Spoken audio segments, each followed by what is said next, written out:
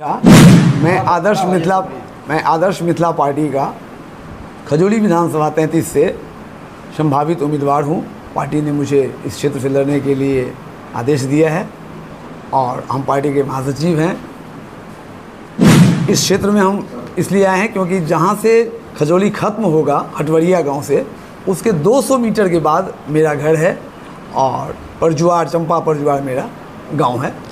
और इस क्षेत्र से हम बहुत बचपन से जुटे हुए हैं। मेरा बाल्यकाल जो है यही जयनगर, छतौनी इत्यादि परिसर में बीता हुआ है और हम इस क्षेत्र से पूर्ण वाकिफ़ हैं क्योंकि हम 2010 के भी विधानसभा चुनाव में अपना उम्मीदवार दे चुके हैं।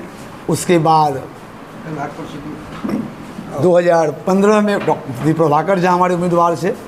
2020 में डॉक्टर नरेश कुमार सिंह हमारे फिर उम्मीदवार थे। 2019 के लोकसभा चुनाव में मैं स्वयं झंझारपुर लोकसभा से उम्मीदवार था। इसलिए हमने अपनी दावेदारी यहाँ पेश की और पार्टी ने मुझे इसके लिए आदेश किया। मेरा अपना इस क्षेत्र के लिए एक संकल्प है, एक अपना सपना है। पहला हमारा सपना है कि गोरखपुर से लेकर के और सिलीगुड़ी के बीच में 2-3 शहर हैं जो विकास के क्रम में आगे की ओर बढ़ रहा है।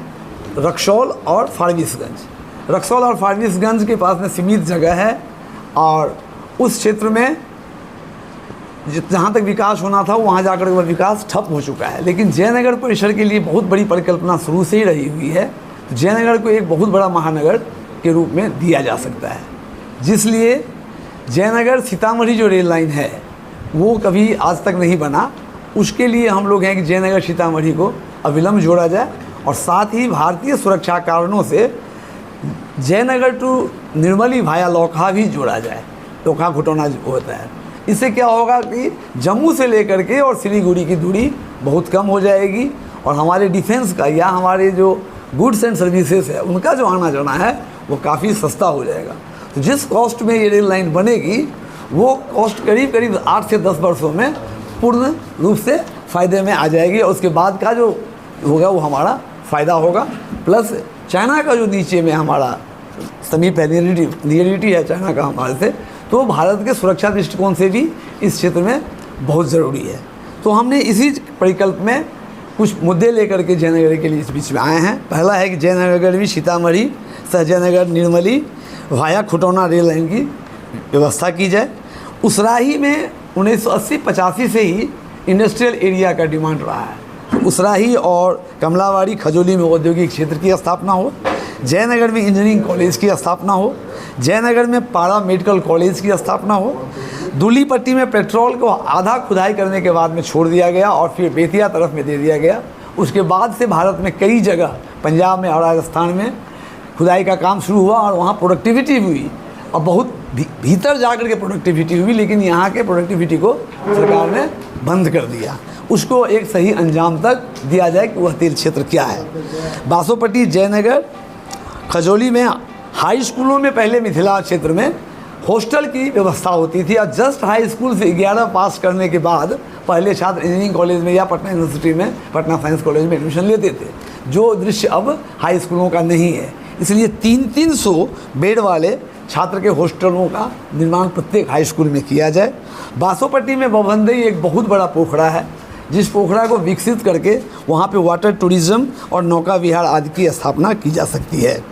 बासोपट्टी खजौली और जयनगर क्षेत्र में मखाना की बहुत बड़ी संभावना है, तो सरकार इस पर सब्सिडी देती है, तो इससे लोगों को जागरूक किया जाए और जगह जगह मखाना की खेती को बढ़ाया जाए।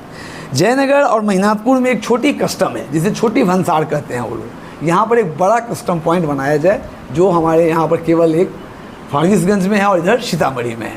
तो सीतामढ़ी के बराबर यदि ये कस्टम होता है तो यहाँ से जितना भी मध्य नेपाल का जितने भी गुड्स जाते हैं भाया दिल्ली या भाया अन्य राज्यों से जो उत्पाद जाते हैं वो सारे उत्पाद इस मार्ग से बहुत इजीली होंगे और इस तरह से जयनगर का विकास होगा। बासोपट्टी जयनगर और खजौली में डेयरी उद्योग की स्थापना हो, क्योंकि डेयरी मिथिला का एक बहुत बड़ा ताकत बन सकता है और एक सुधार जो है वो बहुत बड़ी क्रांति इस क्षेत्र में डेयरी उद्योग में लाई है। पश्चिमी कोसी नहर परियोजना जो अधी अधूरी है उसको पूरा किया जाए। साथ ही जमुनी, बछराजा एवं कुछ क्षेत्रों में तुलजुआ भी पूर्वी क्षेत्र में है।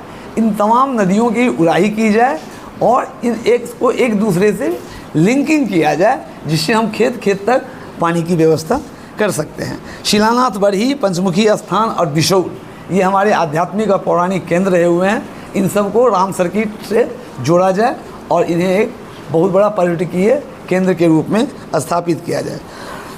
मिथिला के एक बहुत बड़े संत हुए हैं लक्ष्मीनाथ गोसाई, जिनकी शिक्षा दीक्षा तंत्र विद्या आदि जो है पंडित रत्ते झा के द्वारा महीनाथपुर गांव में किया गया है और वहीं उन्हें सिद्धि की तो प्राप्ति हुई है। वो बहुत बड़े संत हैं। बनगांव, महिषी, धेवली, इनका 15-16 कुटी है, जिसमें से एक महीनाथपुर कुटी भी है। तो महीनाथपुर और बनगांव को भाया परसमा, जो उनका जन्म स्थान है, उसे एक लक्ष्मीनाथ गोसाई सर्किट का रूप दिया जाए, जिससे अध्यात्म का भी इस क्षेत्र में बहुत बड़ा होगा, क्योंकि गीत परंपरा और भजन परंपरा के संवाहक लक्ष्मीनाथ गोसाई रहे हुए हैं। डीवी कॉलेज में एमए तक के हर नए नए विषयों की पढ़ाई हो, जो यूनिवर्सिटी में नए नए विषय आए हैं, और उसका एक सेंटर के रूप में स्थापना किया जाए। अनुसंधान केंद्र और कृषि महाविद्यालय की स्थापना हो। इन तमाम अपने तरफ से सपनों को देख करके और जयनगर को एक महानगर के रूप में स्थापना के उद्देश्य से हम इस क्षेत्र में आए हैं। और प्रशासनिक दृष्टिकोण से भारत में जगह जगह राज्यों का और जिला का गठन हो रहा है। तो जयनगर भी यदि जिला 7 प्रखंड को लेकर के होता है, तो बाबूबढ़ी, नदनिया, कजौली, कलवाही, जयनगर, हरलाखी, बासोपट्टी, इन तमाम लोगों को, और मधवापुर, इन तमाम लोगों को यहाँ से आने में कहीं कोई दिक्कत नहीं है, क्योंकि मधवापुर वाले के लिए भी चकिया नरहिया बहुत बड़ी NH बन चुकी है। तो जब तक में मधवापुर वाले बासोपट्टी वहाँ जाएंगे, मधुबनी जाएंगे, उससे पहले वो जयनगर पहुँच सकते हैं। और उनका रिच जो है, जिला पहुँचने का जो रिच जहाँ ईजी होगा, वहीं उस क्षेत्र का विकास संभव है। जहाँ जिला पहुँचने में रिच नहीं होती है, दिक्कत होती है, वहीं वो क्षेत्र विकास के पथ पर पीछे रह जाता है। यही हमारी सारी परिकल्पनाएँ हैं और इन्हीं को साकार करने के लिए हमने खजूली विधानसभा को अपना कर्म क्षेत्र चुना है। आपकी पार्टी जो है कितने सीटों पर जो है प्रत्याशी खड़ा करेंगे? हमारी जो मिनिमम छोटी से छोटी मिथिला बनती है गंगा के इस पार, जिसे लघु भारत के रूप में जाना जाता है, तो उसमें 129 विधानसभा आते हैं। वैसे मिथिला का जो नक्शा है उसमें हमारा 152 विधानसभा है, लेकिन हम लोग किसी भी कीमत में 165 विधानसभा में मिनिमम उम्मीदवार देंगे। कुछ मिथिला के नाम पर में और भी राजनीतिक दल बने हैं, तो यदि हम लोगों में आपस में कोई समन्वय होता है और वो दल भी अपने अपने उम्मीदवार करते हैं, तो आदर्श मिथिला पार्टी का 65 उम्मीदवार कम से कम होगा। जो मधुबनी जिला की बात करें तो मधुबनी जिला में 10 विधानसभा जी, आपकी पार्टी 10 विधानसभा में प्रत्याशी को उतारेगी? 10 विधानसभा में हमारे उम्मीदवार जो हैं 6 निश्चित रूप से रहेंगे, क्योंकि बीसी के लिए एक उम्मीदवार फाइनल हुए हैं जो एक दूसरे दल से हैं, वो मिथिलावादी ही हैं वो। हाँ, अब वो मिथिला एक वाद हो चुका है। आज से 12 साल पहले हम लोगों ने कहा था कि वाम दक्षिण खत्ता में मिथिलावाद सत्ता में या व्यवस्था में, तो अब मिथिलावाद शब्द स्थापित हो चुका है। भारतीय राष्ट्रवाद के समानांतर ही यह मिथिलावाद भी है, जो संपूर्ण रूप से राष्ट्रीय है। तो वो एक उम्मीदवार की फाइनल हुई है बीजेपी से, हो सकता है कि वो हमारी हरलाखी से भी हमारा उम्मीदवार फाइनल हो चुका है। तो 3 उम्मीदवार तो फाइनल हो चुके हैं, लेकिन 6 उम्मीदवार आदर्श मिथिला पार्टी का निश्चित होगा और 10 के 10 विधानसभा में मिथिला आंदोलन के मिथिलावादी पार्टियों के उम्मीदवार होंगे। आपकी पार्टी मिथिला राज्य की मांग कर रही है, तो सरकार से आप मिथिला राज्य और मिथिला के विकास और मैथिली भाषा के विकास के लिए क्या मांग करेंगे सरकार से? सबसे पहले तो हमारी भाषा को जो है सरकारी भाषा के रूप में दिया जाए। राजकाज की भाषा जब तक नहीं होगी, जब तक कोर्ट कचहरी थाना पंचायत का कार्य हमारी भाषा में नहीं होगी, तब तक भाषा का विकास अवरुद्ध रहेगा। इसलिए सरकार से हम पहली मांग है कि आप इसे राजकाज की भाषा घोषित कीजिए। हर राज्यों में 2-2, 3-3 भाषाएं राजकाज की भाषा होती है, और जब राजकाज की भाषा हो जाएगी तो कलेक्टर और एसपी भी मैथिली सीख करके और फिर यहाँ पे स्थापित होंगे या वो सीखने के लिए बाध्य होंगे। और जब कलेक्टर और एसपी हमारा मैथिली में बोलना शुरू करेगा तो आम जन तक जो है, जो आम जन की जो वेदना है वो उन तक पहुँच पाएगी।